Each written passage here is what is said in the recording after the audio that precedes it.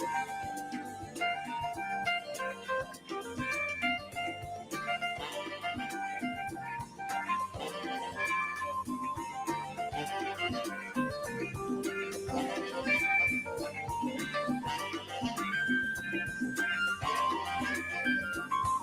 morning. Welcome to Community Voice. I'm your host, Keith Parris. I want to thank everybody for joining us this morning.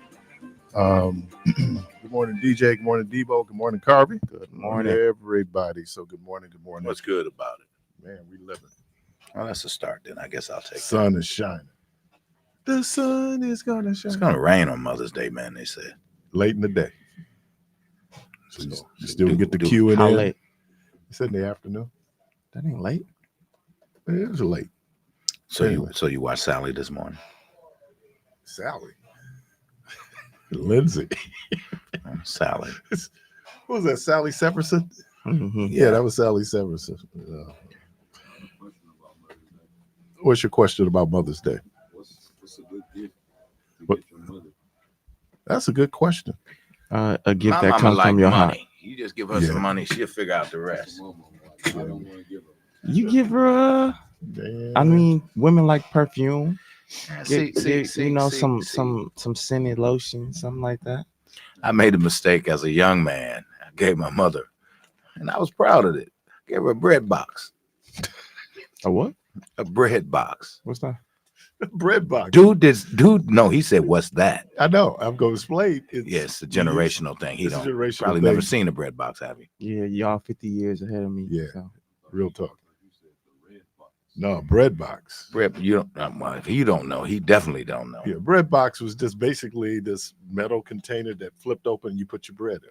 Yeah, we It was didn't a bread have box. one, so I figured that'd be a great gift. She'd love a bread box. That's when I quickly learned. You don't buy me nothing for the house. Oh, okay. Yeah, I got that I got lesson. one. One year I gave my mother a copy of the book, The Color Purple. Mm-hmm. And my mama, because she looked for some money, she like, give me this book. Okay, all right. You just hurt my little feelings. Okay. So she was, there's a guy my mom was dating. I call him Dad, right? Uh-huh. So he took her to see The Color Purple. Uh-huh. My mama go, where's that book you bought me? Oh, not the book that you hurt my little feelings on. You ain't looking for that book. Can't be that book. But yeah, well, you know what? We'll open up the phone lines to what's a good gift to give mothers on Mother's Day. We'll do that. But let me do this real quickly. I start off with no, it's not sad news because these folks have earned their reward. Bill Taylor, formerly of WNOV, many years at WTMJ Channel 4, has made his transition. Bill was just, Oh my God, man. I used to look at Bill, go like, are you my daddy? Because man, it just look like Bill Taylor. Even when I see today, I call it sis. How dad doing, right? But yeah, Bill Taylor, man, great dude. Oh man, as you know, he started Positively Milwaukee there, and that's been on for what, 30 years plus. Yeah, he moved away. Yeah, he was in Augusta, Georgia, and he was my guy. Now we used to play the sickle cell anemia charity basketball game. Bill Taylor was old school, man. Now this is like in the 80s, and Bill Taylor coming in with those Chucks on. I was going like, dude, you old school in those Chucks, dog. But yeah, good dude, man. Great mentor. I mean, took time for folks, really highlighted the positive things that was happening, not just in the Black community, but in the city, period. And so, my prayers go out to his wife and his lovely daughter, Danae, and all the folks there. Yeah, he's definitely, he was a giant. Also, just for those of us who are Baptists, part of the National Baptist Convention, Dr. Julius Scruggs has made his transition. Dr. Scruggs was past president of the National Baptist Convention USA. He served many years as the pastor, First Baptist Huntsville, Alabama, which is now under the leadership of Dr. Don Darius Butler. You guys remember Dr. Butler when he was here at Tabernacle Church. And so Dr. Scruggs, alum of American Baptist College, really good friends. And when I was a little guy, he used to come for us when Dr. Kelly was still alive. And then we went down when he was pastoring in East Chicago. So he's going to be missed. Certainly a giant. And then for those of us who are part of the Metropolitan Baptist Church family, the homegoing services for Mr. Ray Goodwin will be tomorrow at Grace Memorial Funeral Home, 6151 North Sherman Boulevard. Visitations at 11 a.m. From 11 a.m. to 12 p.m. The homegoing service starts at noon. Again, for all you folks there, alum, certainly you choir alum, if we'd love to see you tomorrow. I was just talking to my brother this morning. I have to make a couple of phone calls when I get off the air. But we were just talking about being in that choir and what it meant, not just being in the choir, but being in Metropolitan in general as a kid. Mm-hmm. What a great spot. And we just, we had a rehearsal on Wednesday night. And we just got to talking and reminiscing. And we talked about it as talented, individually talented. We had so many talented singers, musicians in the group. It was the music, but it was just also the hanging out, the fellowship. I mean, we went to the movies together. We went bowling together. I mean, Summerfest, State Fair. I mean, we just rolled.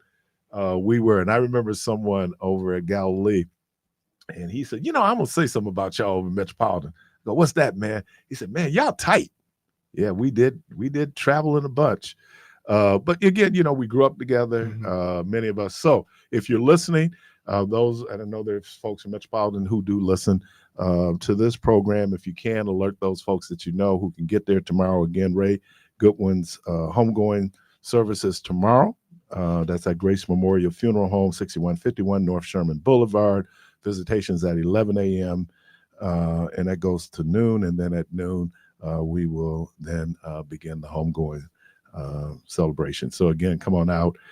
And something else came up, and I said I had to make a phone call when I get off the air. I was talking to my brother this morning, and we were just going over some of the logistics for tomorrow. And Gary reminded me that this is the 50th anniversary of us, the Metropolitan Youth Choir, recording our 45. Wow. And on that 45, y'all did a 45? We did a 45. We did it after Prestonians had already did theirs. Now, Wisconsin Community Choir was in a whole totally different, stratosphere. They was doing albums. Yeah. And so we did record 2 songs, one written by the late Elder Frank Johnson, I'm Going All the Way. And then how'd that go? I'm going all the way with the Lord. Yeah. I remember that. Yeah. I don't know if that was him, Jeffrey LaValle, but and we also did God So Loved the World. And I was just thinking about the people who my brother was trying to go so who was the directors back in the day? And I said, and I gave him a little history how we got to Thomas Watley was our primary director. My mom probably know too. Yeah. Now, what they didn't, most people forgot, was that I was the B director. You directed? I directed choir. Yep. As a matter of fact, I directed on the recording. I'm Going All the Way on the recording. And they put the director on the credits? I got credit on that. I got to find somebody. That's why I'm making a phone call this afternoon, because I know there's a person who has actual copies of that 45.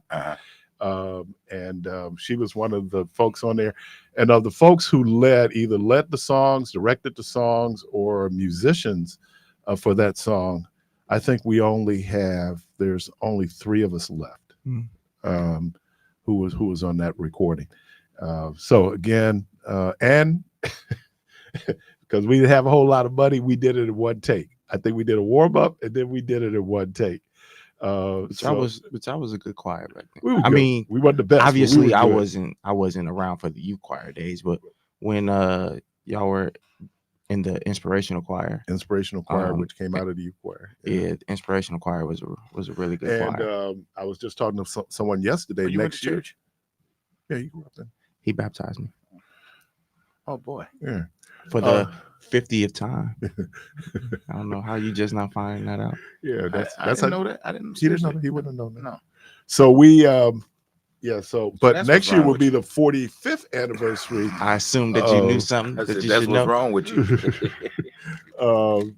Of the Inspirational Choir will be their 45th anniversary next year. So Yeah, so we did record a 45. We after the Prestonians had did theirs, we figured, you know, we should try to do one. So shout out to Sister Pat Luckett and to Sister Rosetta Carr. Mhm. Rosetta Carr was one of our musicians. That's my brother's godmother. Is that right? Mm-hmm. Okay.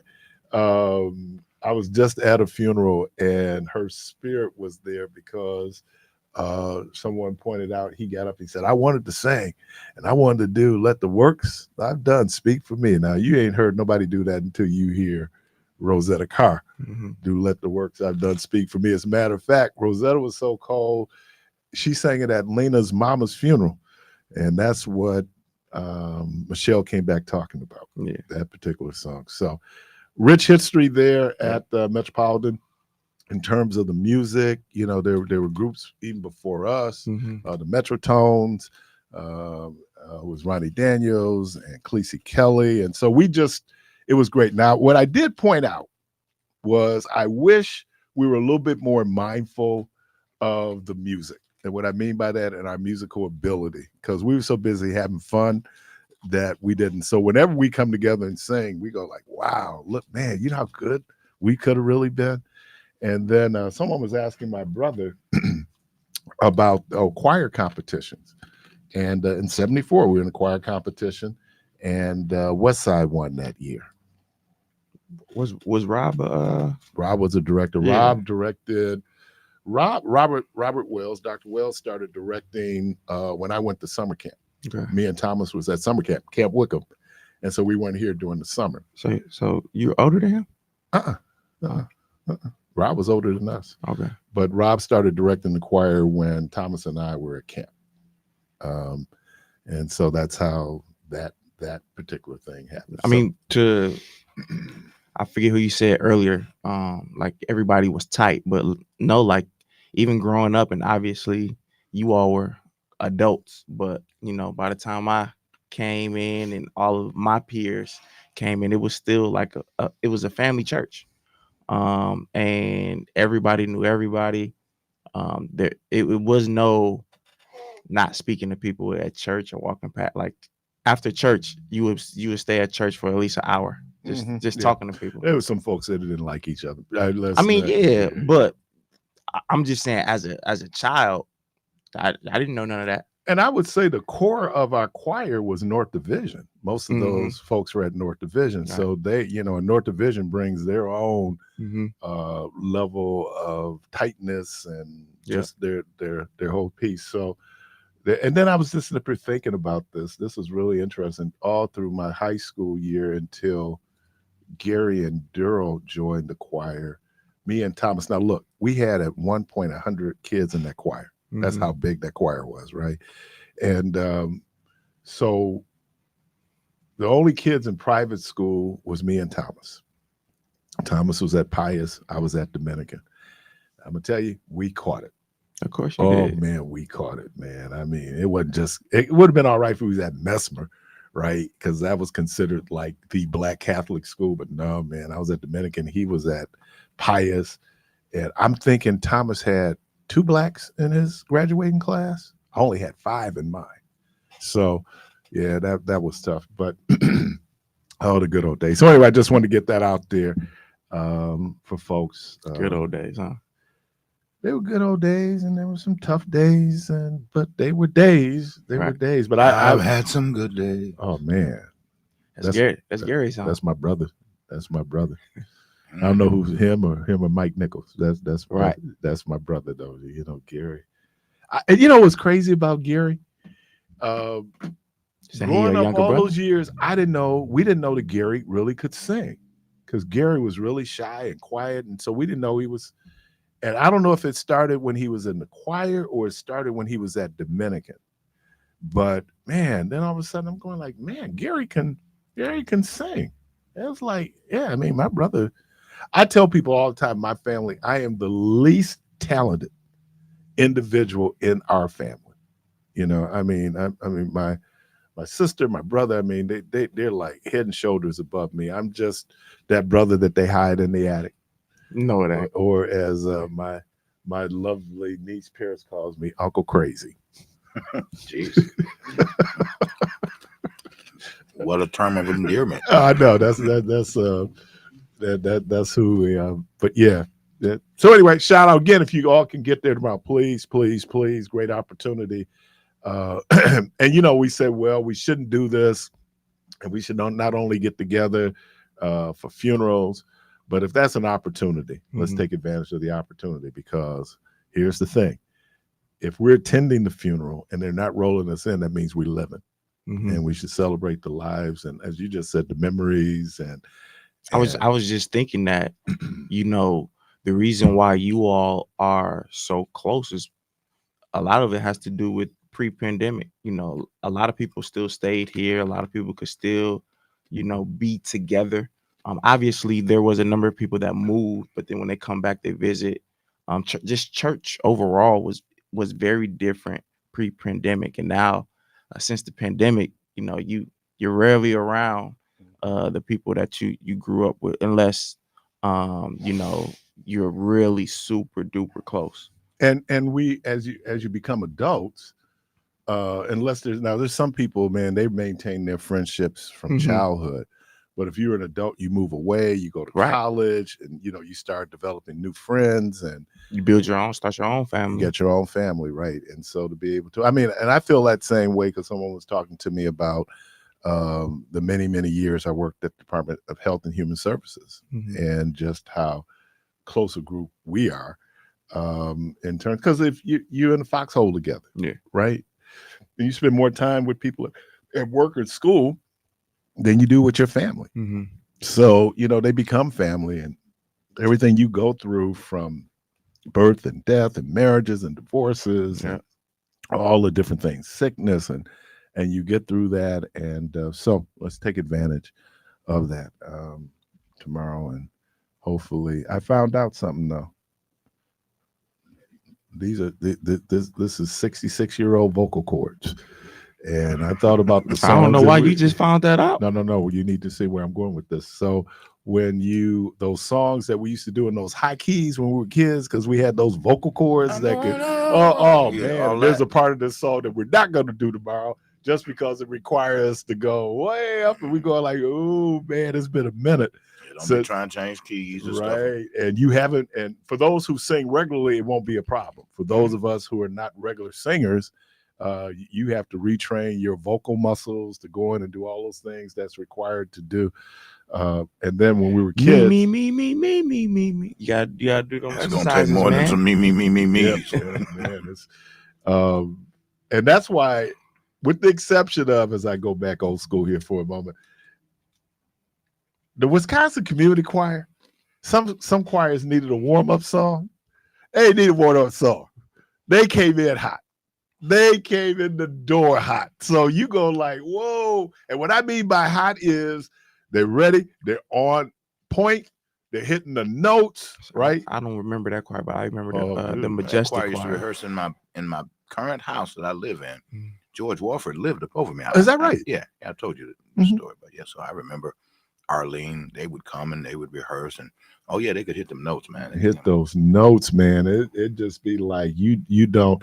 Now I'm gonna say something about Bishop Gerald Hines, because Bishop Gerald Hines was able to make sure that the keys that choir sang in, he got maximum use. Him and Dr. Carter, Valerie Daniels Carter, who is one of the greatest directors ever of all time. Oh, of course. I mean, even in the national church. Oh man, there was just no. There were people out there you'd hear about, Mattie Moss Clark, but oh man, Val. And so to hear them, but they had a very rich, full sound. So did the Prestonians. Very rich, full sound. Unfortunately, we had Elder Frank Johnson, who just believed in playing in high keys, and he figured y'all young, y'all could hit these keys, hit these notes, and so we'd be out. So I learned a lot, and just to be around folks who were just so musically talented. And I never spent a lot of time around secular musicians. I mean, I go listen, but singing in the choir, you're around folks, and to hear one of the greatest concerts I ever heard in my whole life was the Hawkins family, and how 7 people could sound like a full choir was just amazing, It's man. called microphones, Keith. Microphones, but you got it's also how you make that sound expand It's too, gonna right? project you, though. Yeah, I mean, and so when you hear them, you go like, whoa. But and I was just thinking about I would love to be able to do a whole program where we look at the music of Walter Hawkins. Because Walter Hawkins has just wrote, I mean, he has written so many great songs. Who would ever thought like Thank You, Lord, which becomes now a standard in churches. Yeah, but when you look at just that Hawkins family as a whole, Yeah. You know, I know Tremaine was you know, the wife or what have you, Mhm. but Daniel and I mean it goes Lynette. deep. Yeah. And I didn't realize how good a singer she was. Oh yeah, Or is, because she's still alive. Them Hawkins could do Oh, it. they could do it, man. And that Edwin. Oh, well, happy day. I mean, here's a guy who changed gospel music. Yeah. Changed gospel music with an arrangement. And just their progressive sound and but when you just listen to the beauty and the lyrics and I tell you, so I would love to do Walter Hawkins, and obviously I'd love to do Richard Smallwood. Yeah. Because I got to ask him, when you wrote Total Praise, did you think the Total Praise would become this? It's a church standard, Mm-hmm. you know, to be able to do it. So anyway, you're listening to Community Voice. It is Free Flow Friday. When we get back, we'll get into the meat of the program. We'll be right back.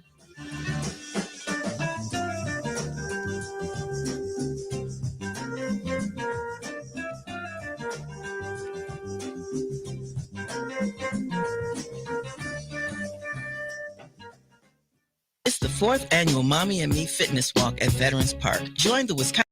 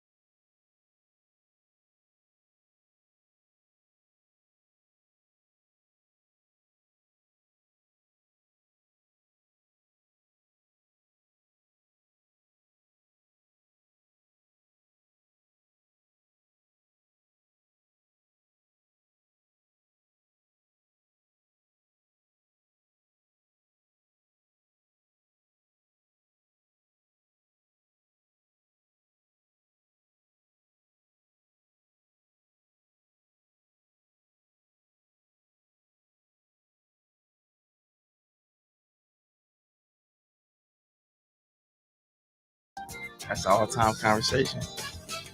Never forget that. Wow. Wow. Welcome back to Community Voice.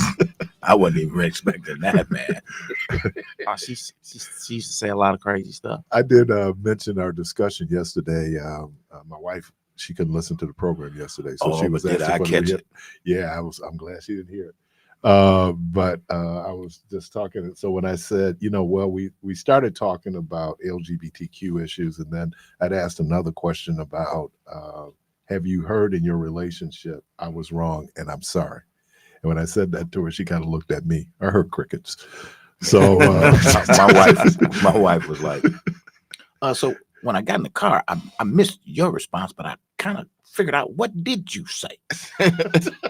I said that you don't and have not ever said to me, I'm sorry, I was wrong. Oh, that's what you said? Mhm. So what was yours? I said, well, I know when I'm in the doghouse, I wash dishes and or cook for the day. What'd you cook last night? That was it. I didn't cook anything. Because you were saying you might have to cook. No, I didn't cook anything. I thought I might have to. She didn't hear the live version. What time you get home? It takes me to your question. The live version. Yeah, right. What was that question you asked? You said you guys were talking about something, and y'all asked a question. Who lies more, men or women?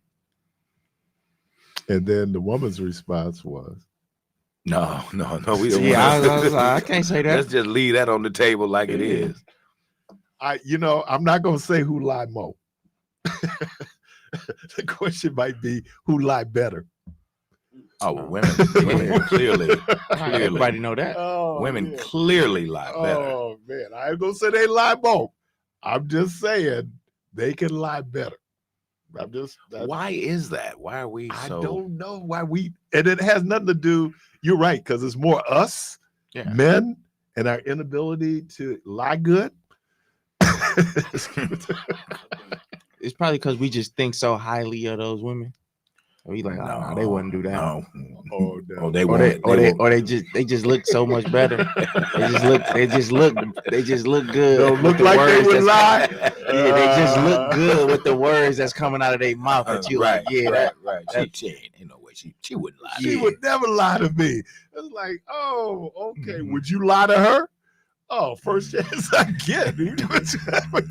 But yeah, and that's the amazing thing. Like when you find out that somebody else is selfish, and then do you know I have the nerve to be offended when I find out that somebody else is selfish? I mean, like, I can't believe you're selfish. They're looking at me going like, dude, if they put a picture of selfishness in the dictionary, it'd be you, right?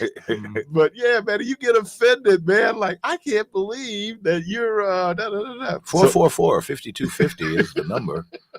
Who lies more in your household? No. Oh, don't personalize do it. that. No. No. Okay. This is a very general discussion. Right. We're not going to be Pacific. Right. Not specific, but Pacific. We're not going to be Pacific. Wow. Hey, what'd you say? Crickets. right. That's right. Ain't nobody calling. Nobody want why I are mean, they that's talking about that? That's the age-old question. We wasn't even supposed to be on that. I know. Yeah, but I mean, that was That a good one, off-air man. conversation. I hadn't even, ever even thought about who lies more in my house. More, but and who knows if you, and then is it a lie if you don't know that it's a lie? Well, what if you lie by omitting some of the truths? I think That's still a lie.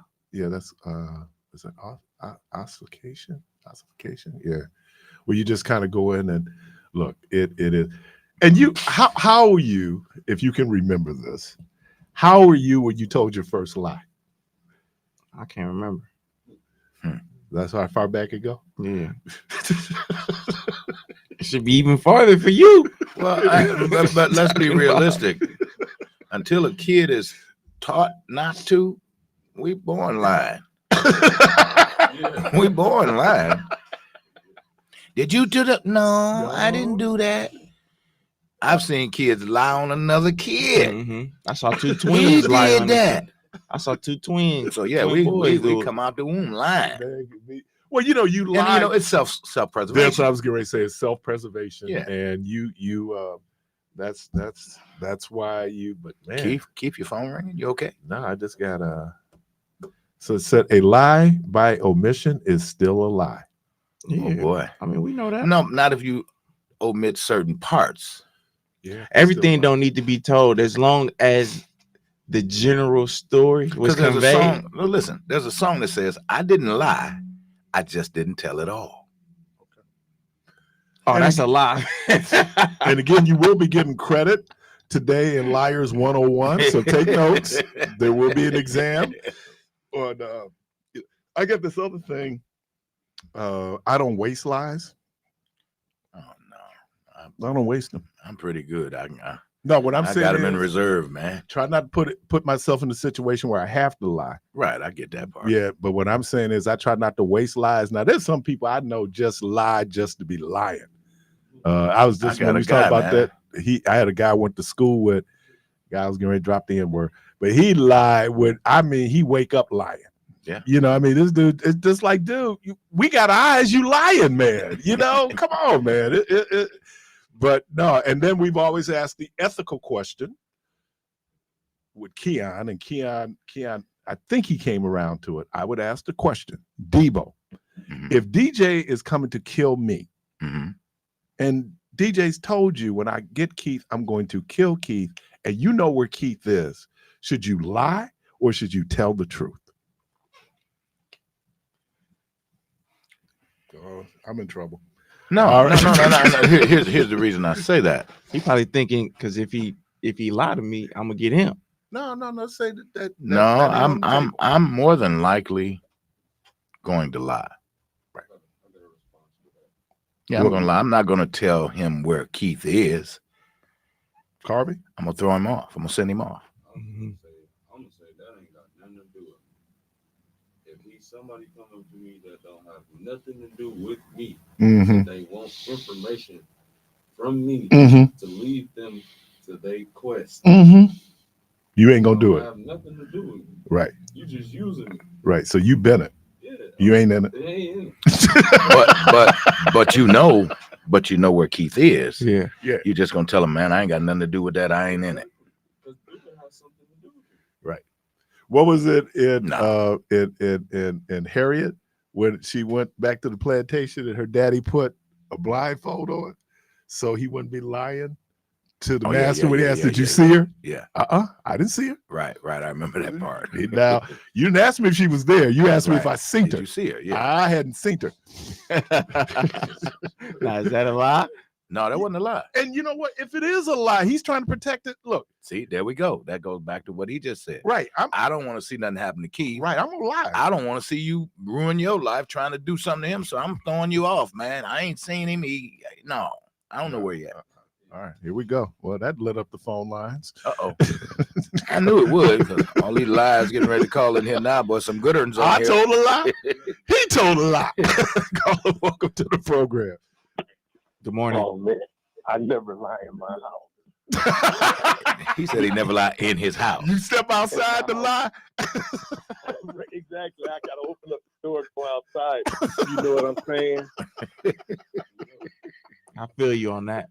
I'm gonna try that, man. That way I like can. the brother in Why'd I Get Married would always say, you know what I'm saying? So You go outside the lie. right. You gotta go outside. Man. Should I say your name? Because it's on the. No, I ain't gonna call your name. I'm just messing with you. No, don't call my name. Don't call my name. You know what's funny, man? My mother, I don't know if my mother expected us to lie. She had to, because has your mama ever asked you why you did something? Did you ever tell her why you did what you did? Sometimes. No, you always went to that. I don't know. Yeah, I don't know. Yeah. Nothing. But wait, here's another example. Phone rang. I ain't here.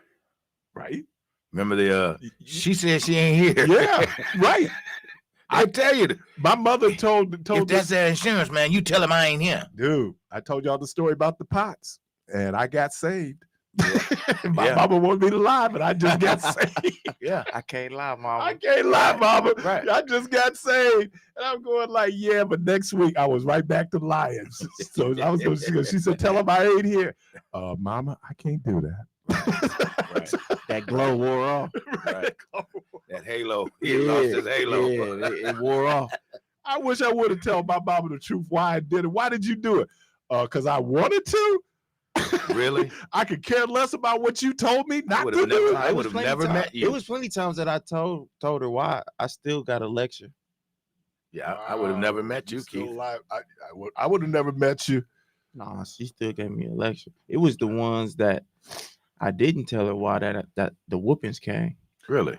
And then what's amazing to me, and what's amazing Still to there, me, Keith? You still there? Are you on the porch? Oh yeah. what's amazing to me is how parents get offended, right? They didn't call him in a lie. But how many lies have you gone down with? Mm-hmm. Santa Claus. Yeah, I mean, I'm talking about you. My mama got the evidence. You think I'm ever going to admit that I did it? No. No. You know what OJ said? What? If love don't fit. No. OJ said no. He ain't with the confessing. Oh. Ain't gonna be no confessing. I'm with OJ. I confess to my Lord and Savior Jesus Christ. There you go. Hey, listen. Now let me say this because y'all kind of went past this, and I came in at the tail end. Okay. Because you were talking about gospel choirs, Mhm. but the purest voice I've ever heard was Reverend Daryl Coley when I went to one of his concerts. Yeah, Daryl Coley, That's one of the man. purest voices that. My Yeah. God, Yeah. man. You know what? I really, I love Daryl Coley. I became a Daryl Coley fan when The Simpsons used him. There's an episode of The Simpsons where they're at a baseball game and Daryl Coley is singing the national anthem. And the joke was, obviously, when black people sing the national anthem, it's long. So they show this clock and he's singing the national anthem for about 8 minutes and they still show the clock. Yeah, because Daryl Coley. Daryl can be It can be long-winded. long, man. Oh, People yeah, interpreting the yeah. national anthem. But one thing about it, you go sit there and you go listen. Oh, yeah. Daryl Coley was cold, man. Oh, when Sunday Man. comes, oh my God. I was just listening to Wilmington Chester when I was coming in this morning. There's a song they did, Somewhere Around the Cross. And I love that song because it just, when Angie McDuffie was passing, Mhm. that song got me through it, right? But Wow. yeah, Daryl Coley, man, That boy right there. Yeah, he could Man, go, that's who I would Now, try Smokey to Norfolk emulate. I puts me never in the got mind of there him a and wee never bit, get there, but Smokey nowhere near as good. no, Yeah. no. But he'll put you in the mind of him. I think that might have been who he Yeah, patterned himself after. He had a solid voice. Who's that, Smokey? Mm-hmm. Yeah. Oh yeah, most certainly he did. Yeah, he was Yeah. but yeah, Daryl Coley was just incredible, man, in terms of, and I think he's from the same area as Sylvester. Oh, really? Yeah, because Sylvester got his start in the church. Mm. And then, obviously he went to being Sylvester. Well, who didn't get their start in church, man? Right, I right. guarantee you that boy that put you in the mind of Sylvester as far as tone, David Peaston. Bet you Yeah. he come out to Oh, church. yeah, had to. Oh yeah. He had to. Yeah, I mean that's where we get the sound. And it was funny. Last week, Fred White Mhm. just dropped a single last Oh, you week. told me that was happening. Yeah, last week he just did. And again, just listening. Is it to, gospel or what is it? No, I think it's R&B. Okay, I have to Yeah. check it out. Yeah. Yeah, he who is just and I know everybody be like, dude, you always be kissing this dude's butt, but Daryl Hines. Daryl Hines, man. It's melodic. It's he just a great voice. You have to hear his brother Devin. I've heard Devin. Devin's better than Daryl, in my opinion. Really? Oh yeah. And they had I was watching the live recording that he had did out of Christian Faith, and so they were video, and so first they did a shot of his mom, Mhm. Yeah, she was the Ma best. Hines, She was the best that did it over there. man, Ma Hines, and then they did a shot of Phoebe, Mhm. And I thought, man, what a talented family. Mm-hmm. What a talented Yeah. family. And even what's the older sister? Janet. Janet, she had a Mhm. great voice.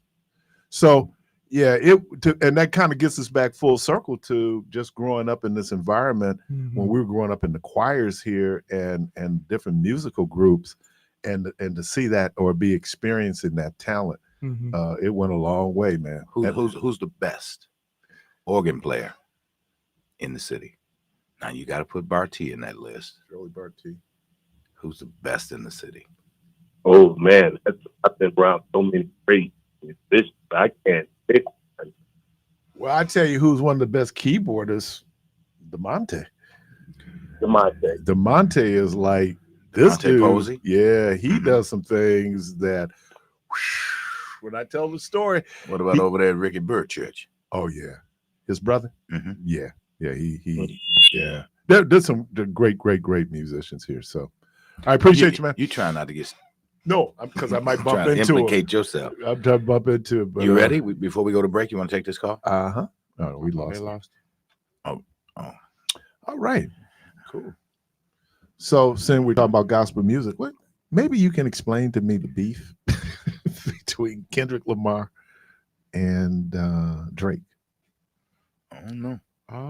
I mean, it's you know, it's a sport. It's competition, and subliminal shots have been thrown throughout the past, I would say 10 years or so. Actually, Drake was the bigger artist when they both started at a time, and so Drake was headlining the tour, and he brought on a guy by the name of ASAP Rocky, who is with Rihanna, and Kendrick Lamar on tour with him. But then subliminal shots have been thrown. A lot of people would say Kendrick Lamar's "Control" verse. That "Control" was a song by Big Sean, and it didn't get onto his album, but that song moved waves at the time. This was about 2013. And Kendrick Lamar basically named everybody in his song and told them, I'm cool with you, but I'm trying to kill you. I don't want there to be any distinction between me and my peers. I'm trying to be number one. And people took exception to that. So subliminal shots all the way to, I would say, 2023, where J. Cole and Drake had a song called First Person Shooter. And obviously hindsight is 2020. The background of that story of how that song came about was Drake asked Kendrick to be on that song. Kendrick said no and declined. Drake and J. Cole made the song together anyway, and Kendrick took offense to some of the words that was said. J. Cole was basically saying that he's the Muhammad Ali of rap right now, and he's Who? J. Cole, and he was just saying, Is that right? yeah, he was just saying like he feels like he's the better artist, he's the top dog. So then Kendrick came out on a feature with Future and this producer called Metro Boomin, one of the biggest songs of 2024, called Like That. It was the biggest song up until this past week, because what you want me to allude to. And Kendrick basically disses J. Cole a little bit, but he's really just going at Drake. But J. Cole usually said that, we're the big three, K. Dot, Aubrey, and me. Kendrick, in that new song that I just talked about, Like That, he said, forget the big three. It's just Big Me. And so, that threw the world into hip hop world into a frenzy. And it was just brewing that, a battle was gonna be with the three titans. Because J. Cole, Drake, and Kendrick, they are the top dogs when it comes to rapping. And so from there, J. Cole came out with a diss. 2 days later, he took it back. He apologized. he said that he doesn't really feel a type of way about Kendrick because they have a good friendship, and he felt peer pressured into, you know, making a diss because, you know, the world was clamoring for this beef, and he said ultimately, you know, he just felt bad about it, so he took it down. After that, I would say around April 19th, Drake made a song to diss Kendrick, and then he made another song and used the AI voices of Tupac and Snoop on there. It was on streaming platforms, but then he had to take it down because Tupac's estate was threatening to sue. So now that song is just only on YouTube. And then last week, Tuesday, Kendrick responded finally with a song called Euphoria, which was number one or is number one right now. I don't know. And then literally last week today, he dropped another song called 616 in LA. And then that night, Drake dropped a song called Family Matters. Mhm. And then Kendrick dropped another song called Meet the Grams. And then Saturday morning, Kendrick dropped Not Like Us. And now Not Like Us and Euphoria are battling for the number one song in in the world right now. But I think Not Like Us. And then Drake dropped The Heart Part 6. But that, and it's basically like he bowing out and all of that. So This has been going on for 10 years. yeah. Wow. All right. Well, Hip hop is talking. It's booming right now. 10 years. Yeah. All right. So here's some of the other beefs. And we're just starting hip hop. Obviously, Notorious B.I.G. versus Tupac. Nas versus Jay-Z. Mm-hmm. Yeah. Okay. Ice Cube versus NWA. I thought you were gonna say Ice Cube and Common. Eazy-E versus Dr. Dre. Mm-hmm. They had a beef. Yeah. Oh yeah, because he of the left. manager. Yeah. Yeah. Okay. Let's see. 50 Cent versus Ja Rule. Was that the Growlers? Mm-mm. No, that was Ja Rule and DMX. Yeah. Right. Okay. 50 Cent, Ja Rule. Okay. Drake versus Meek Mill. Does Drake get along with anybody? Everybody, a lot of people don't like Drake. If you hear some of the behind the scenes stories that he be on, He's I like can see Canadian or that. something, isn't he? Yeah. Yeah. And he's half Jewish, half Mhm. black. Yeah. Drake versus Pusha T. Mm-hmm. That's the last battle that he lost before he just lost this one. I think he lost this Our one. boy Gucci Mane versus Young Jeezy. Oh yeah, that's the classic. Yeah, I love Gucci Mane, man. He came here and he was our good luck charm. Right. Have we seen him? No. We need to get him back here so the Bucks can start winning again, man. Ice Cube versus Common. Yeah. They had to get the minister to get that beat. Minister Farrakhan was in. Yeah, Okay. he had to tell him to chill out. Okay. 19. LL Cool J versus Cannabis. Mm-hmm. Okay. And I'm almost finished here. 50 Cent versus The Game. 50 Cent was against a lot of people. MC8 versus DJ Quick. Oh, that was a good one. Yeah. 50 Cent versus Jadakiss. Yeah. 50 I mean, Cent. New York. You know, Yeah. at that time, New York was the Mecca. KRS-One versus Marley Marl. Marley Mhm. Marl. But you said MC8 against Too Short? No. Yeah. Quick. Oh, DJ Quick. DJ Quick. Because I know MC8 is out of that Oakland area. Yeah. Yeah. Yeah. And then Nicki Minaj versus Remy Ma. Mm-hmm. And Kendrick Lamar versus Drake. Okay. Those were those hip hop beefs. We'll come back because we should be talking about Aretha Franklin and Patti LaBelle. Right. Caller, we see you. We're going to grab you right after the break. We'll be right back. Not like that.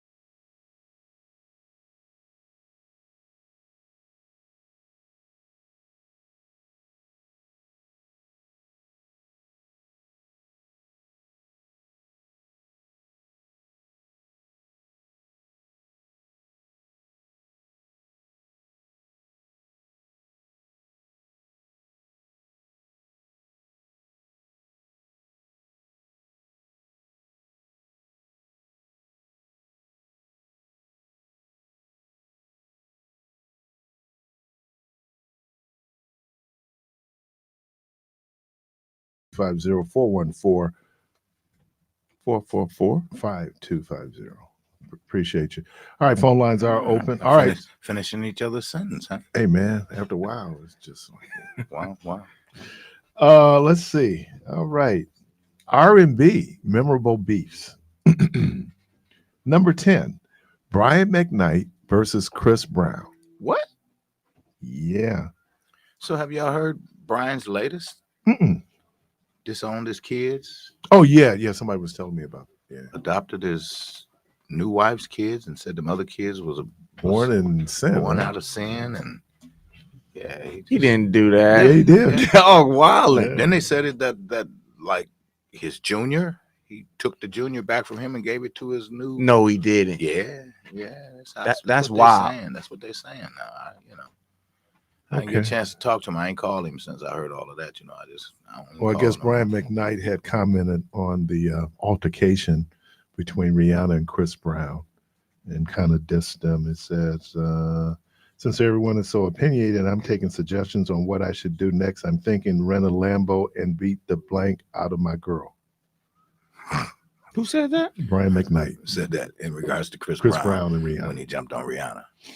Like a fool. Well, I don't know if he jumped on Rihanna because she Well, fired on him first. Well. That's That's just like the boy that just caught that little case.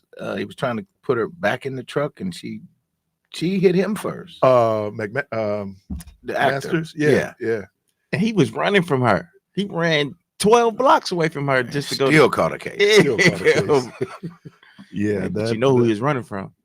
And it was funny. My mama don't know anything about R&B and hip hop. Uh-huh. She was talking about Rihanna and Chris Brown. So my mama go, so men and women are equal, right? I go, yes, ma'am. She go, well, she hit him, right? Oh, yes, ma'am. She said, well, okay, it is what it is. Right. Keep your hands to yourself. Keep your man. hands to yourself. You We, get we talked about that when we first got on the program. yeah. like, So keep Brian your hands to McKnight, yourself, Chris man. Brown. Okay, Bobby Brown versus New Edition. Wow. That was a memorable beef. This dude. Oh I man, mean, Bobby was New Edition, man. you think Bobby was New Edition? He don't mean that. You can't. Bobby was the man. What you talking about? In his mind. He don't mean What you that. mean? Bobby had 2 of the top solo albums of all time at that time. Okay. My prerogative. Yeah, what's wrong with him? Yeah, but that he wasn't New Edition. He Yeah. did well as a solo artist, but he wasn't. What made People that talked group about, go. but They all people had- talked about him more than them other. He married Whitney Houston. He wasn't with Whitney when he was at New Edition. No, but when he left New Edition, reason why we still talking about Bobby Brown is he married Whitney Houston. Right. I'm talking about That when, dude would- when he was with New Edition. He was the man. In his mind. And that was part of one of the reasons why they kicked him out the group. They do a whole little set Yeah. where, part of this set is he walks off the I stage. mean, you got to kick David Ruffin out the group, man. We just get to cutting up. David Ruffin kicked himself out the group. Yeah. I mean, he had a better solo career than David Ruffin. He did. Who did? Bobby Brown. Bobby Brown. Yeah, he did David Ruffin. He Yeah. had a better solo He's career so than more David regular. Ruffin. Come on now. Eddie Kendricks. Eddie Kendricks. And that gets to this whole question about you probably, for some folks, they're never going to be as great as they were in the group. We really as they should go be individual. apologizing to Bobby Brown. Bobby Brown need the world to apologize to him For what? because they was blaming him for Whitney's demise, and it was really Whitney. She was using before she met Bobby. Right. But I don't think Bobby helped. He didn't help, Okay. but all right. he wasn't the reason. People was, she could do no wrong. She was like, America's But that's- sweetheart. You know what that is, though, right, DJ? What? That's publicists and all of the label and everything that gave her this imagery Right. of this. I'm just you talking. know. Yeah, but in hindsight, Yeah, but she was hell on wheels he behind the he scenes. should be getting some apologies. Like, hey man, Oh, he played his part. Hey, man, come on, Played his man. part. He ain't no victim. All right. No pass is given. Was that a pass? no, that's not no pass. How's that a pass? I just asked, man. I'm just saying if it qualifies as a No, pass, DJ. I don't give out no I passes, know you man. don't. You did once though. No, I didn't. Oh yeah, I recall. I No, was here that day. you don't recall That's nothing. that's a history. Oh, yeah. Making. We got the tape. No, You I did said give a pass. there was no. I said it's not a bad thing for the folks to get candy. Diabetics. You said that they could have been dealing with Yeah. diabetics. Talking about But- Juneteenth Day. But Juneteenth. but you excluded that they was throwing kids. You know what I'm No, saying? we It didn't was- exclude it. Yes, y'all did. Y'all said You that had to after the fact. understand No, why it started off. It wasn't for the adults anyway. It's for the babies. I said, man, they could get some candy. Mariah Carey versus Jennifer Lopez. I don't remember that. I don't either, but I guess there was an interview that Mariah Carey did. And she took a shot at J-Lo, who, if she didn't have a behind, I don't know. She attractive though. She's attractive, but I mean, I don't know if she's a great singer. She's a good singer, but she ain't great She a singer, Compared- actress. compared to Mariah Carey. Yes, that's no comparison. Yeah, okay. Carrie Hilson versus Beyonce. Oh yeah, I remember that. Yeah. Let's see. Singer-songwriter Carrie Hilson took a shot at the throne with some not-so-veiled slights towards Beyonce on the remix of her 2008 single "Turning Me On." The track pegged Bay as "Over the Hill." I guess you were wrong on that. Going back 2008, and Neo and Trey Songz. I don't remember that. Yeah. It says opinions can often drive a wedge between people or create dissension, which is what occurred in 2012 when Neo attempted to give fellow R&B singer Trey Songz some advice. During a stop at the Breakfast Club radio show, Neo was asked his thoughts on R&B, particularly Trey Songz, to which Neo responded by pointing to an emotional disconnect in Trigger's music. That prompted Songz to call Neo out for sucker blank and pointing to the fact that the critique could have been given privately instead of publicly. When all was said and done, Neo issued a public apology for his actions and both parties moved on. What I do remember, I don't know if that's on there, is R. Kelly and Trey Songz. Yeah, that's coming up. It's on the list. Yeah, now I remember that. Life Jennings versus Raheem Devon. Really? Yeah. These beefs are going back like 14 years. But if you listen to what you're hearing, it's all in they're both relevant at that time. Right. Because after that, neither one of them even relevant to me. You don't think Raheem Devon relevant? No. I still. What's Life Jennings doing? What was? No. He way more relevant than Life Jennings. I would what say I'm that. saying, but neither one of them are relevant to me right now as far as what they're doing in the music Wasn't industry. Raheem Devon in this area a couple of years ago? He was. Yeah, last year. He stayed in Milwaukee. And right. Okay. See, that's what I'm talking about.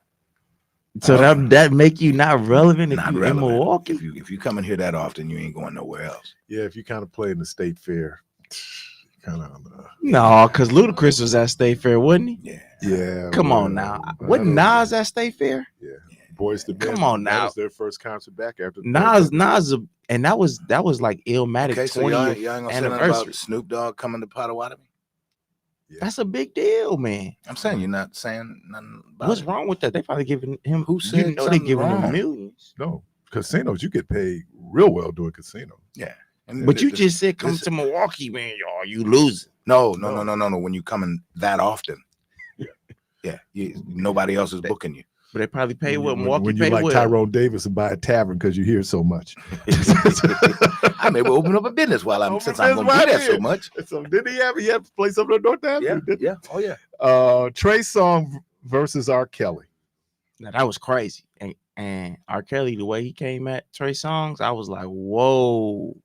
But Trey Songz, Oh, Robert was but Trey Songz clearly was biting off of R. Kelly style. Like you hear a lot of R. Kelly and Trey Songz.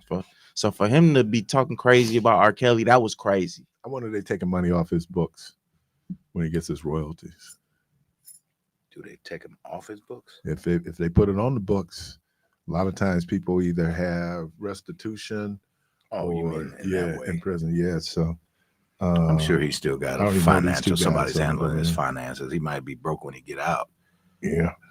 The Dream versus The Weeknd. First of all, I'm still trying to figure The Weeknd out. If anybody can help me understand this dude, if y'all figured him out, You don't know when the weekend is? he was homeless. Okay, but what's it got to do with? Because that whole Super Bowl thing, I'm still trying to figure out. Yeah, I mean, so I mean, and look, he a pop artist though. Oh, okay. He ain't Lady Gaga. Duh, because she ain't a lady. No, what I mean by pop star, Lady Gaga is pop. When you think of pop, you know, she overrated to me. Who, Lady Gaga? Yeah. Oh, she's talented though, man. I guess. Oh man, A Star Is Born. I would House of Gucci. I would She's listen great to in House of The Gucci. Weeknd more than Lady Gaga. Lizzo overrated?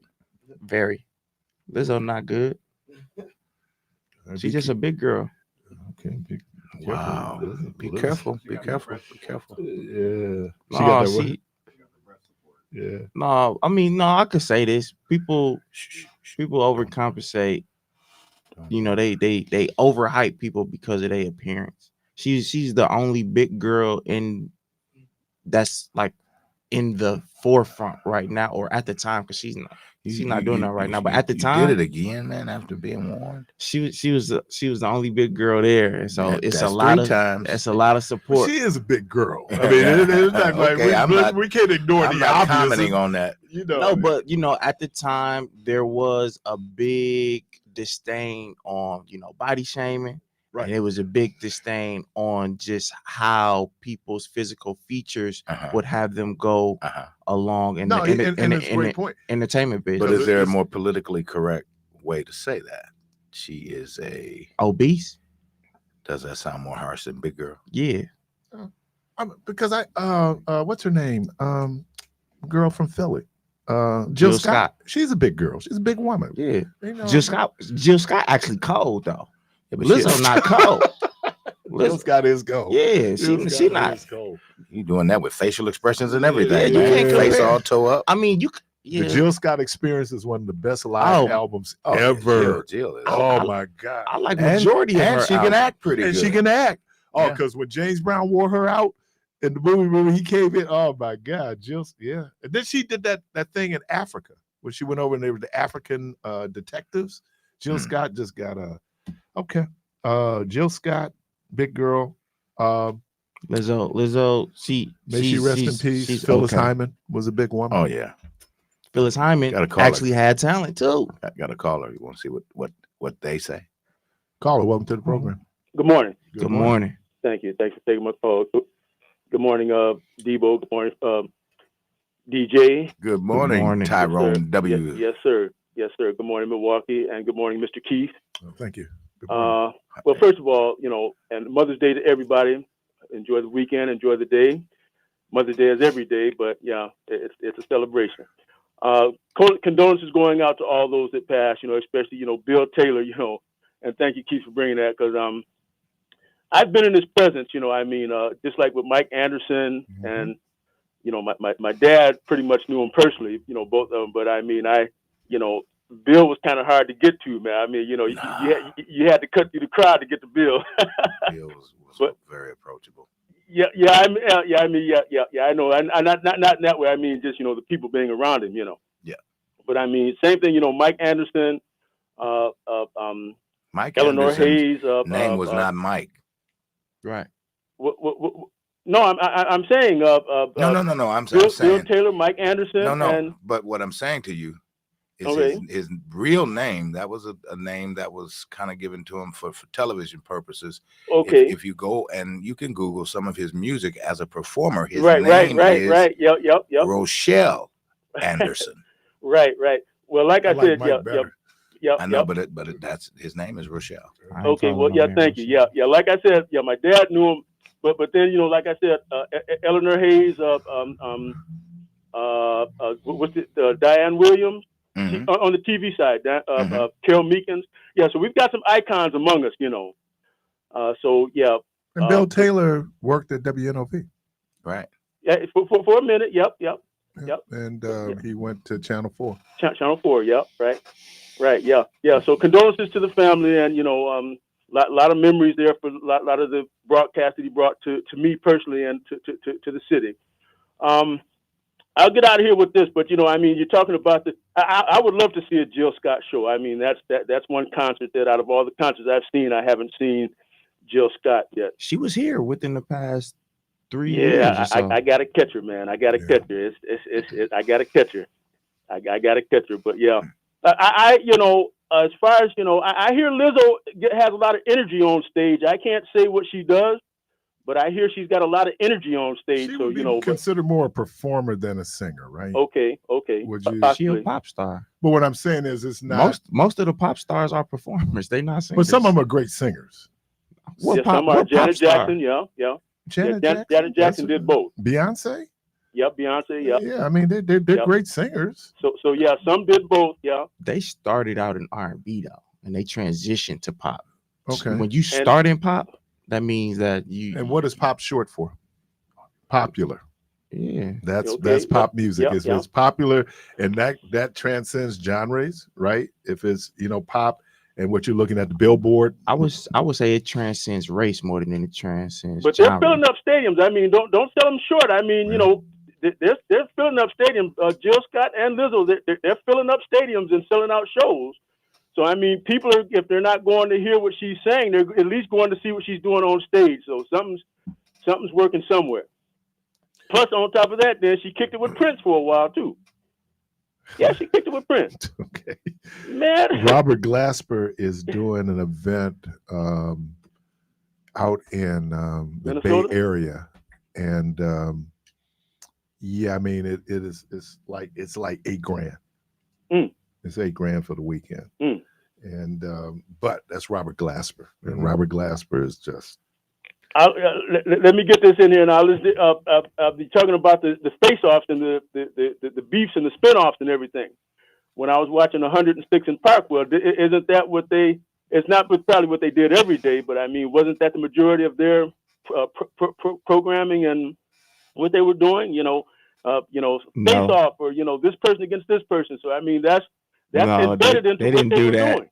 They only did that when they was trying to promote up and coming, like from the street, like just the rap rappers. battles. But other than that, only thing they really did was just promote hip hop culture and play music videos. Because at that time, music videos was a big deal. And I think the other piece of it, when you listen to a lot of rap battles, it was just like us gunning, right? That's what rapping was.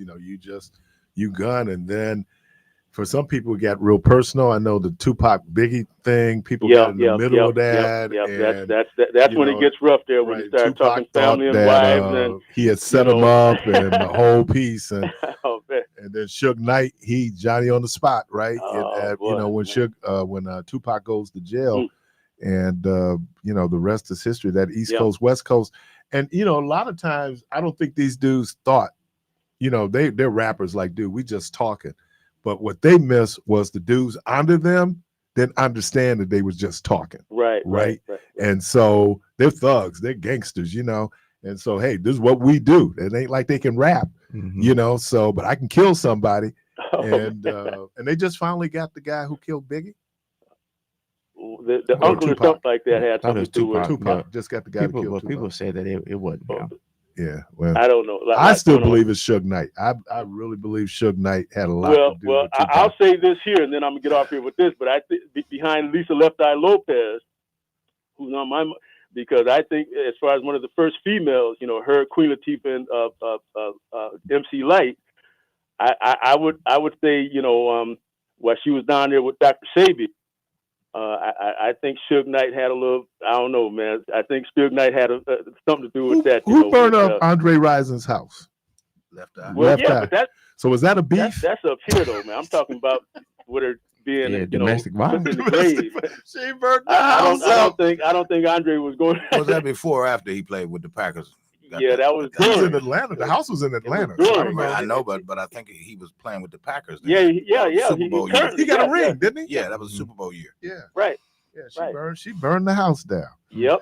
I was just trying to burn up the hot tub, burn down the whole house. Burn up the hot. That's what she said. Yeah, she started to fire the hot tub and it burned down.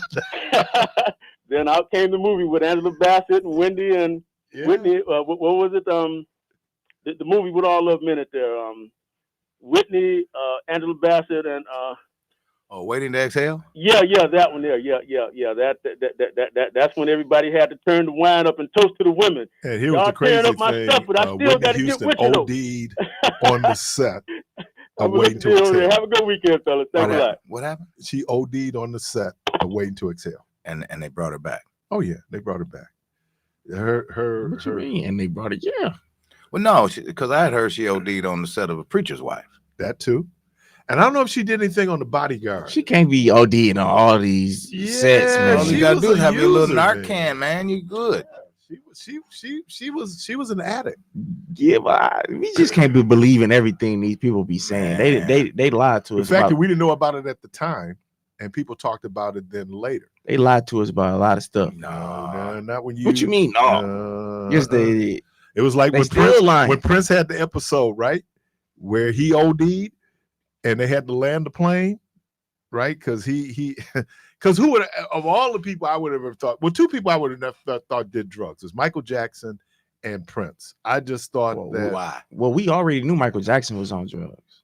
Yeah, But Prince, I don't believe that about Prince, because Prince was very conscious of the stuff that he put in his body. So but again, the pain that they got just so tell great. us anything. That's an easy narrative to say. Oh, Oh, they have toxicology these- reports. They don't lie. yes, they do. Toxicology You could- reports don't lie. you could pay. They pay these official people. documents. Right. Yes, they've done it all the For time. what purpose? He ain't DJ? Kennedy. So- He's Prince, man. For what purpose? So I will give you an example of a person who is not as big Okay. as these people. Okay. Remember the young boy that they just opened up his case of the boy who was found rolled up Right. into The wrestling the mat mat. in Georgia. They said it was an accident, Right. and then they turned around and said, "Oh, the autopsy says that it was blunt force trauma to him."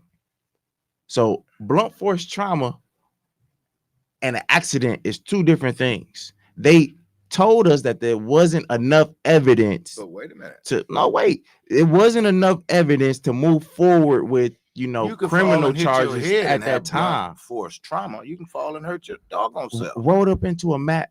Well, everybody knew that Might it was have rolled yourself circumstance. up in there. But the But rumor was that it was a white dude who did it, and that's why the sheriff was less than.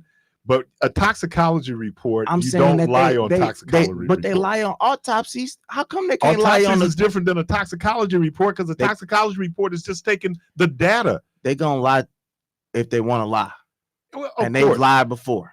Okay, but what you're talking about is a cover up or people not willing to prosecute. That's very different. People lie on police reports. A toxicology report is very different. That is science.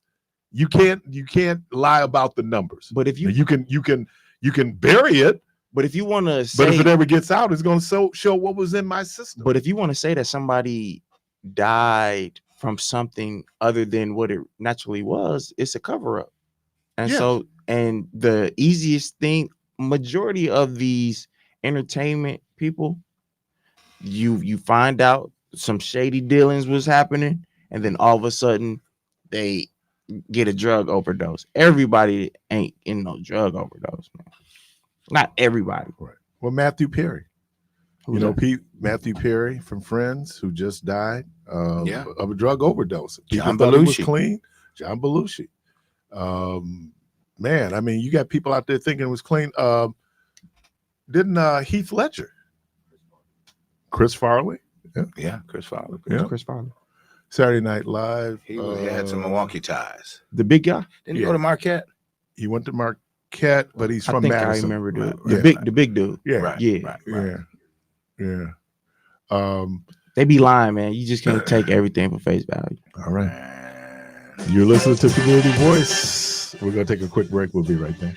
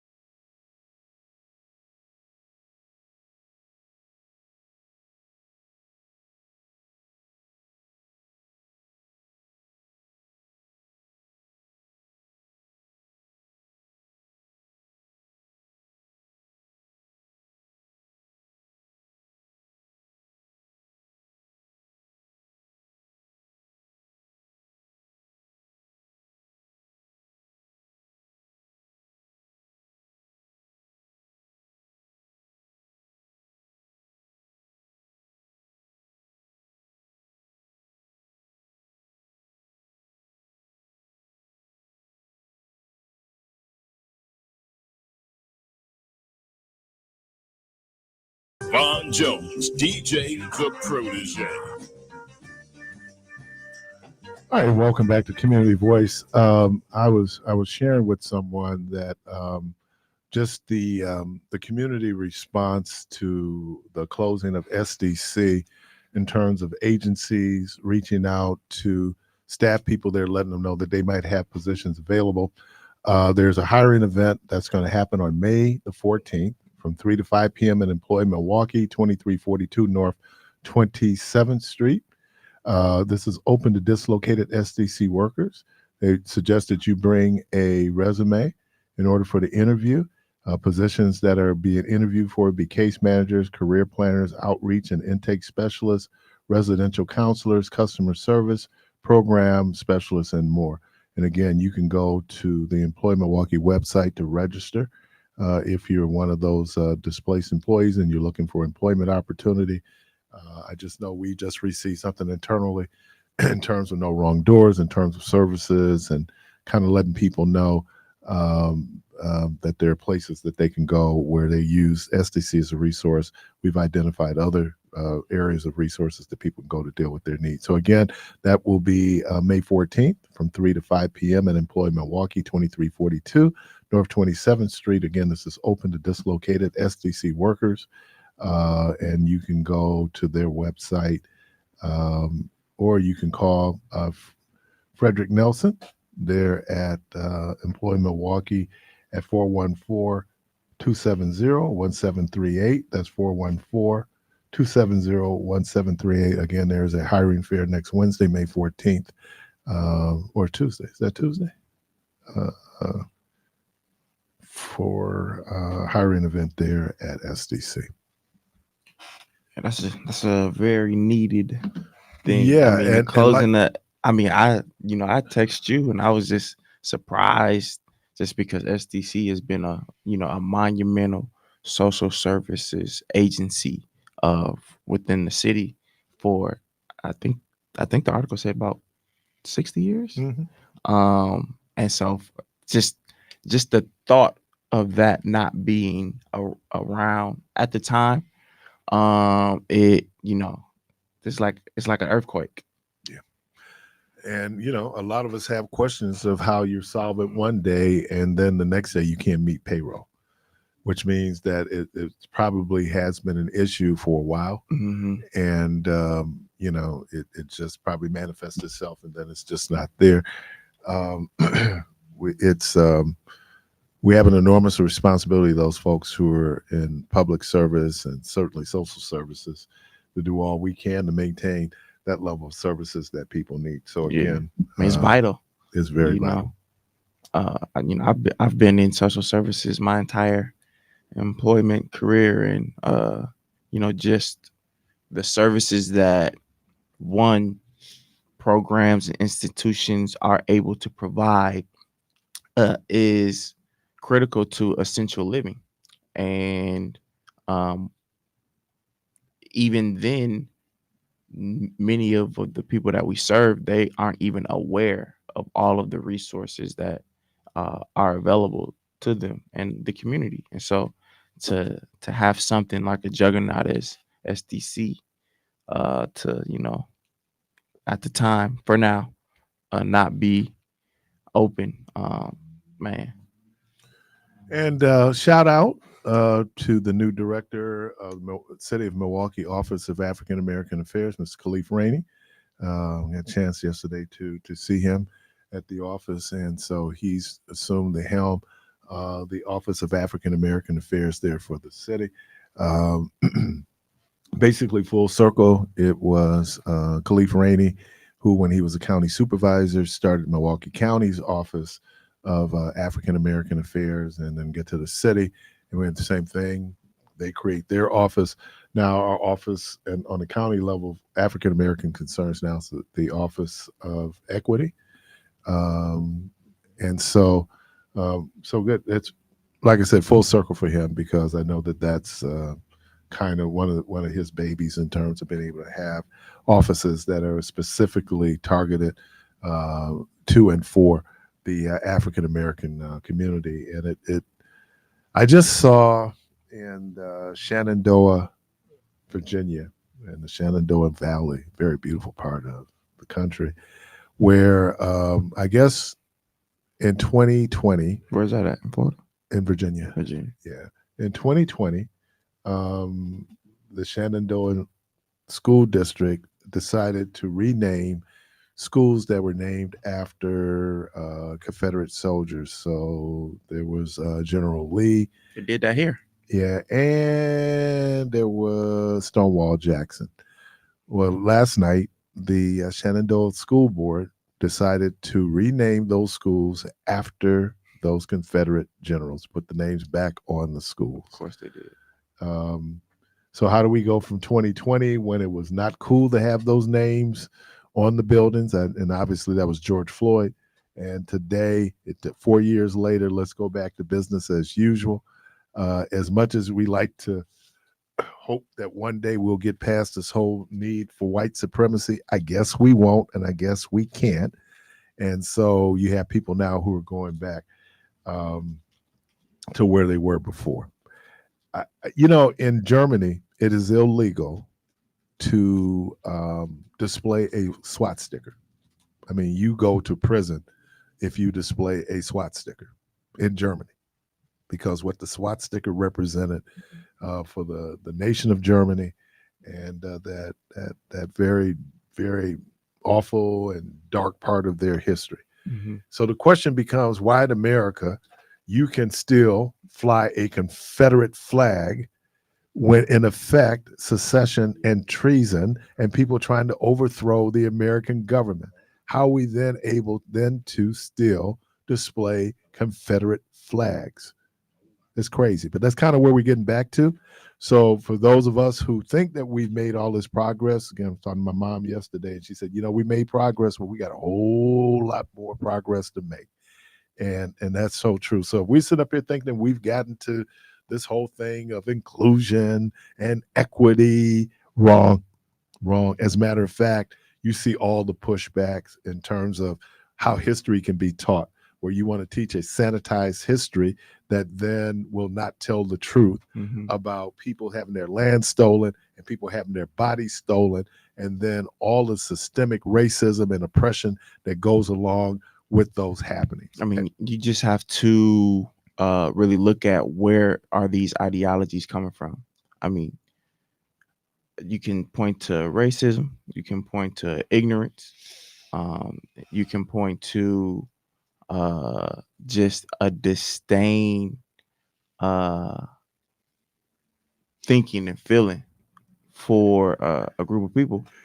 That older white woman in your group, she expressed that sentiment. In my group. Yeah. Remember you talking about the lies, and she just blurted out what she blurted out? She wasn't white. Oh, that's even worse. Yeah. I got the impression she was white. Yeah, as well. I did too. No. Ooh. Roe v. Wade. If you Yeah. think Thank she you. would have said that and got out of that room alive, you crazy. No. No. Caller, welcome to the program. What's going on, brother? Good What's happening, morning. man? Man, let me tell you. There's two things you need to worry about the weekend. He's rich and a very good entertainer. I don't get him. And you don't get him? I don't get him, man. Hey, that dude is an entertainer, man. You ain't supposed to get them. Yeah, but that whole art thing, I'm not one of those art guys. So when you getting all artsy and stuff, you lose me. Oh. So you're not a School of Art kind of guy. No, man. I would be very honest with you, man. I am an action guy. That's why I love movies where they're blowing up stuff. I want to sit there trying to be verbal abstract, trying to figure out what it is that you're saying. Hey, listen, it's only so many Tom Cruise movies you can watch. All right. Or John Wick. Or John Bruce Wick, Willis. come on, man. Bruce Willis. John Wick, come on, man. Oh. Dude, he's fighting through the whole. Too much action in that movie. The kill count, when he kills about 20 people in a movie on average. Oh no, 20 people in one scene. The body count be high in those John Wick movies, man. First of all, he's a tall white dude, right, beating up all the Chinese dudes. Come on now, one Chinese dude can't whoop him. Come on, I man. just You know what it is. it's those type of movies after a while it's just not creative. Like you already It's know not. what's It's gonna boring. happen, It's and boring. and I'm like, man, give me something that I at least can think that I'm not gonna expect it. Well, but you got to talk to Keith. He's talking about he want to watch 10 of them. Oh man, and you know what I do, But he man? talking about he like film. He's a film critic. I'm a film guy, but I like a good movie. I like a real good movie. Right. But you're a good. You like good movies, but you don't want to watch a good artsy movie. Right, I don't want to see a real good artsy movie but I'm gonna tell you one that really caught my interest, and I'm gonna tell you, it's called Zone of Interest. Man, if you get a chance, watch that, man. Talking about the Holocaust, that movie is deep. That movie is really deep. I watched the deep movie yesterday, and I guess it's not one of my main reasons why I stopped eating pork. But man, it's called Pig Noron. Oh my God! Is that right? It goes. Man, I'm about to go buy some bacon right now. it goes to UK, and one of the main founders of doing pigs and all that. Right. Oh, lost him. Because I was going to ask him because they just fired Frank Vogel. Man, you can't keep a job in Phoenix. Caller, welcome to the program. Good morning. Good morning. I was listening to you earlier, and you were talking about how beasting. And it seems now, and it's to our detriment as a race, everybody's down on somebody. They want to get one public figure or somebody who wants to be a public figure to down somebody else. It's back and forth, unending. Another thing is the case of Mosby, the DA that they're trying to take down, and Fannie Willis. Anytime a black person gets in a position to do something and tries to do something, the wealthy, powerful media tries to take them down or takes them down.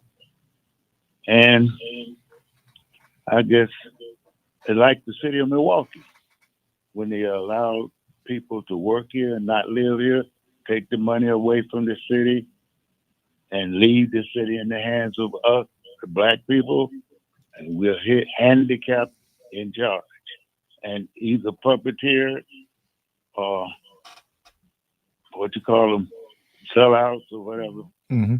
But y'all have a good one. We didn't even talk about this beef, W.E. Du Bois and Booker T. Washington. Mm-hmm. That beef goes back a few years, don't it? A few years. Yeah, I mean that's a century ago. Yeah. Forgot about that. That one was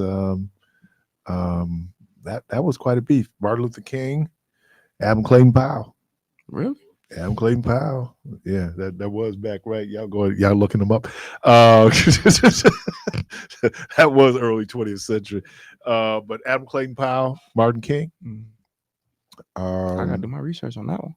What? Because Adam Clayton Powell was doing all he could to undermine the March on Washington. Really? Yeah. That was Dr. King and Dr. Joseph Jackson, right, who was president of the National Baptist Convention. I know about that. That was a real beef, man, to the point where Dr. Jackson kicked Dr. King out of the convention. Mm-hmm. Trying to think who some of these other beefs out there that Carlton Pearson and the Black Church. Right. And the white church. Mm-hmm. Man, they went after him. And now you're hearing people come around going, oh, maybe he wasn't wrong. Yeah, you had an emotional reaction. You want to, boy, I tell you, man, we have been so programmed. And I was talking, I don't know if I was saying it to Nate yesterday that, revolution is a change of mind. Mm-hmm. That's where revolution starts. Your mindset and how you view things. That's what J. Cole said. Yeah. Oh, that thing goes back to the 60s where it is a change of mind. Mm-hmm. That is because your attitude about something, then it's mind over matter. Right. To be able to, but how we think about things. And because I know even when I mentioned how I try to stay away from the King James Version of the Bible, except for poetry. If I want poetry, I want just beautifully written English, then I will do the King James Version, but I'll do it more contemporary English version and translation so we can understand. But I know there were some people out there going, Lord, not the King James version. No, no, man, come on, man. But I think we have to, our mindsets about things have to be free. Yeah. I mean, you have to unlearn things. Yep. And you have to, like you said, get your emotions out of it. You know, a lot of time we down the messenger. Mm-hmm. And because of who said it, the message is lost. Right. And then it doesn't set in at the time. But, you know, like we always say, hindsight is 20/20. When time passes, you say, oh, maybe. Because, I mean, case in point, W.E.B. Du Bois and Booker T, Mm-hmm. right? Like, I mean, Booker T had his faults, especially with that speech in Atlanta. But the Atlanta Compromise. Yeah, but you know, his overarching goal was, in essence, stating that you know we need to be focused on vocational jobs, need to be focused on what's the other word for it? Manual labor. Right. You know, building things. Teach women how to sew. Teach men how to plant. Yeah. Where W.E.B. Du Bois was really about education for its own sake, and so there's the intellectual pursuit. But then of he education. took a lot of heat for the talented tenths, right? You know, where it was the elites, you know, at this pedestal, and then during that time, the elite looked a certain way, right? And I think that was also. I'm gonna tell you something, man. The evil genius who came up with racism. Trades. That's the word. That's the word that I was looking for. W.E.B. Du Bois was big on trades, and you know we could do both, right? You know, I think because there's a need for both, but it was like, and you know, Booker T. Washington had all these white patrons because he was a graduate of Hampton, and what it was, they were trade schools. They weren't teaching black people how to be physicists. And science always said, could you imagine what George Washington Carver could have done had he been at MIT? You know, he's at Tuskegee. Yeah, I mean, if he would have been at Harvard, what he could have done in terms of the resources available for him to do the research, and in spite of. But even then, the research was very racially skewed. Oh yeah. Caller, welcome to the program. Good morning. Good morning. You're on air. Oh, lost him. Okay. All right. Mother's Day. Mother's Day. What is it? Sunday. Yes, sir. I will always love Mother's Day is Sunday, and then my mother's birthday is next Friday. Okay. All right. Well, Mother's Day. I know Carvey has already said what he don't want to do for his mother on her birthday. He's 19 in 2 days. Huh? He's 19 in 2 days. Yeah, he got a long way. 19 and 2 days. He'll figure it out. He'll figure it out. But you know what, Carb? I'll be honest with you. When I was a kid, I never gave my mom a Mother's Day gift. Never gave her a card. No, never did. I didn't start doing that until I was an adult. Oh, me and Vincent, he would always take me to go get cards and stuff. Yeah. Now I do have a little contest with my siblings, like who was the first one to call my mama, either on her birthday or Mother's Day or holidays. Or try to call it first thing. I want to be the first one. The firstborn. I should be the first call. Caller, welcome to the program. Hey, good morning to you. Good morning. You were talking about some of the beefs. Now, you know that W.E.B. Du Bois and that Booker T. Now, you got to remember something about W.E.B. Du Bois. He really had the social concept of, he was a socialist. You understand that? He wanted more of the government when Booker T was more of a, no, we're going to get it and do it ourselves. As a matter of fact, I don't think Booker T was really into a lot of integration because, you know, if you look at the Tuskegee college and you just look at what he was doing, it was self-preservation, man. And the Boers even left out the country because he had the social idea. He wanted government involved in And guess what? We do need government now. Don't get me wrong. We need government. But that was a big excuse. Then if you look at Dr. King and Whitney, what was his name? Whitney, what did you say? King. Yeah. Whitney Young. That's who I'm looking at. Oh, Whitney Young. Dr. King and Whitney Young, because Whitney Young was going to Nixon and them getting things done, and he didn't like the idea of all of the hoop-rodding when you can just sit at the table and get a deal done. Nixon. Whitney Young. Then you know what? They were so scared of Whitney Young. I really believe that Whitney Young was sabotaged. I believe he was killed. You know. Well, there's some question. There was some question about. Well, no, but King goes back, has a relationship with Nixon, going back to, wasn't it 60? 59, 60. Because a lot of people don't know, and Meach will point out that the King family, as most black folks are in the South, were Republicans. Yeah. Because of the racist Democratic Party of that time. Right. And it wasn't until Kennedy that, well, it started with FDR. You start seeing a shifting. So Northern blacks tended to be more Democratic. But in the South, they were Republicans for many, many years, just because of the racism hold of the on, Democratic Party. Brother Keith, let me help you once. No, the North was more of more conservative. As a matter of fact, see, the Democrats, even after you got your right to vote, and in some places you could vote